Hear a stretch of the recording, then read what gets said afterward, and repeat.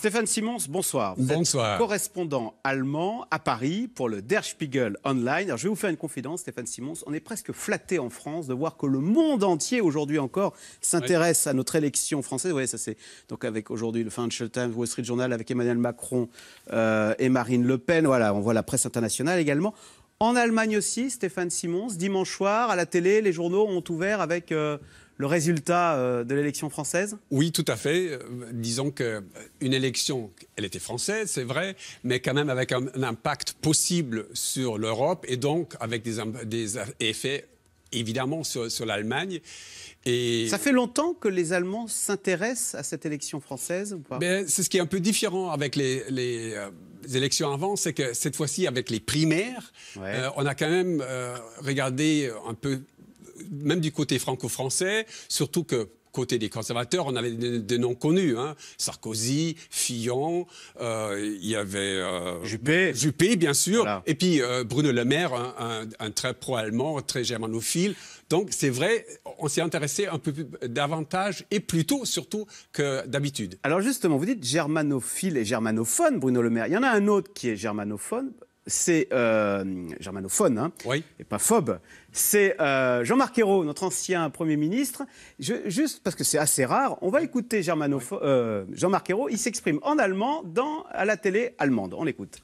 Nordeuropäisches oder ein verschwenderisches südeuropäisches Land? Der Platz Frankreich ist in der Mitte Europas.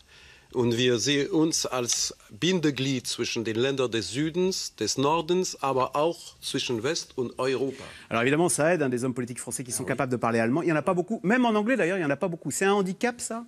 Oui, je pense que, enfin, disons, l'effet qu'on se parle directement sans interprète, ça aide beaucoup. Et pour la petite anecdote, Madame Merkel, elle parle couramment le russe. Ouais. Et elle a pris l'anglais encore d'une façon un peu simple. Et donc, ça ouvre quand même une possibilité d'apprendre pas seulement la langue, mais aussi d'avoir une compréhension de la culture qui est derrière. Alors, c'est ce qui change avec Emmanuel Macron, c'est qu'on a enfin un homme politique français qui parle très bien anglais, non? Ça, c'est une première, non? Oui, c'est déjà pas mal. ça persévère surtout dans les relations avec les États-Unis et notamment Donald Trump. Alors, c'est un phénomène, Macron. Comment est-il vu en Allemagne? J'ai vu qu'à 39 ans, ce serait le plus jeune chef d'État que n'ait jamais eu la France depuis Napoléon. Et puis, c'est un couple un peu original. Là. Il a épousé son ancienne professeure de français. Comment est-il vu en Allemagne? Il a fait le même buzz en Allemagne. Il y a le côté politique, un mouvement qui s'est créé en 12 mois. C'est quand même du jamais vu. Et en même temps, cette montée stellaire, ça a impressionné les Allemands, hein, c'est sûr et certain. Après, de côté personnel, il y a quand même, c'est beau gosse, il est beau gosse, il est très éloquent, beaucoup davantage que le politique allemand, parce qu'il s'exprime quand même dans un français avec des florilèges et des aperçus littéraires. C'est vraiment hors du normal, je dirais. Alors les journaux, j'ai l'impression, en Allemagne, sont comme en France, on les accuse, enfin ils sont très pro-Macron, enfin c'est le reproche qu'on fait aux médias français. On est pro-Macron, pas pour sa propre personnalité ou voire pour le couple. Non, c'est surtout pour ses positions décidément pro-Europe. Et là, il s'est quand même démarqué, quand on vient un peu en arrière, sur les plateaux du grand débat, on a eu 11 personnes, et sur les 11, il y en avait un seul, Macron, qui était décidément pour l'Europe. Tous les autres, enfin Fillon, c'était un peu mitigé, mais tous les autres ont surtout utilisé un peu l'effet anti-Europe pour en tirer leur sucre. Et c'est vrai que en préparant cette émission, j'étais très surpris de réaliser qu'en Allemagne, il y avait eu, à Berlin, une manifestation pour que les Français restent dans l'Union européenne. On va écouter, parce qu'il y a eu une petite vidéo. Vous allez voir, les Berlinois s'adressent à nous en français. On écoute. Restez avec nous. Français, restez avec nous. Das geht lauter. Français, restez avec nous. Danke. Vielen Dank.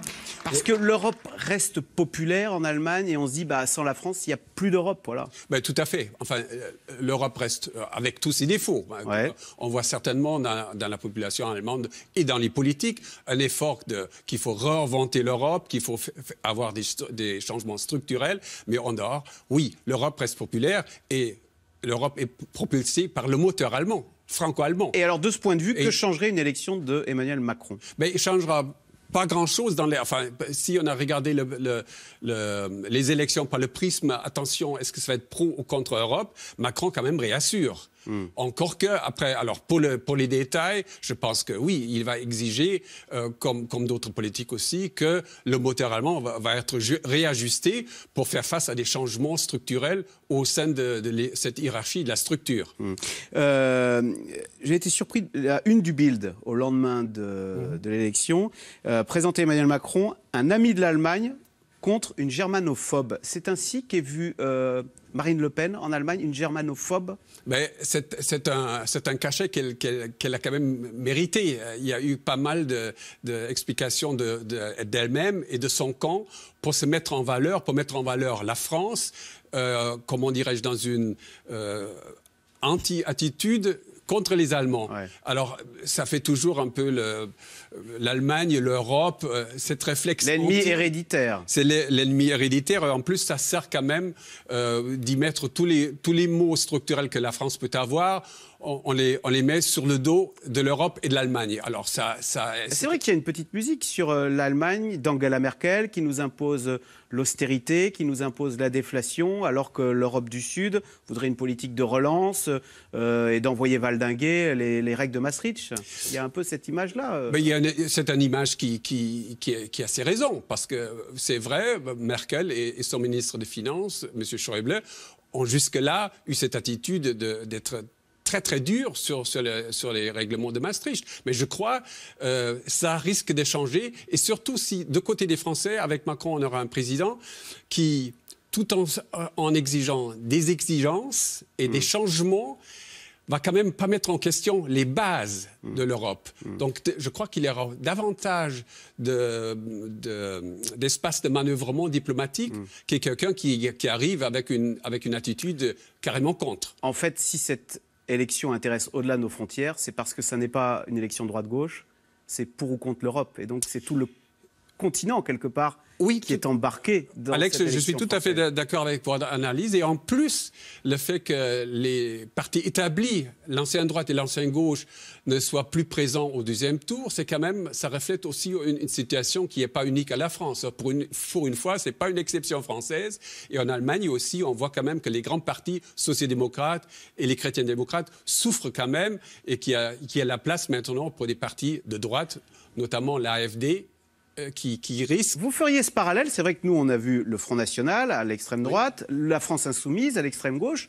De la même façon, est-ce qu'on peut dire qu'en Allemagne il y a eu AfD à l'extrême droite et Die Linke à l'extrême gauche, et que les partis traditionnels de pouvoir, SPD et CDU, seraient aussi en Allemagne menacés? Ils ne seront peut-être pas menacés parce que le mode d'élection est différent. Avec une proportionnelle à 100%, automatiquement, ce sera comme ici après le premier tour. Hein. Ouais. Donc, automatiquement, le parti le plus fort a le droit de suggérer le chancelier, voire la chancelière.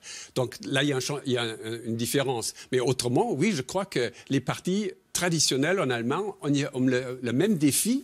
C'est qu'on leur croit moins dans la possibilité d'agir, et quand même les 5 décennies qui sont passées, on regarde aussi sur toutes les promesses qui étaient pas remplies. Voilà. Merci beaucoup Stéphane Simon. On comprend donc que vous avez encore beaucoup de papier à faire jusqu'à dimanche en 15. Merci, correspondant à Paris donc pour le site d'information allemand Der Spiegel Online. Vous restez avec nous tout de suite. Caroline Roux, c'est dans l'air. Pourquoi Jean-Luc Mélenchon décide-t-il finalement de ne pas rendre public son choix pour le deuxième tour entre Marine Le Pen et Emmanuel Macron? C'est dans l'air est intitulé ce soir « L'étonnant silence de Mélenchon ».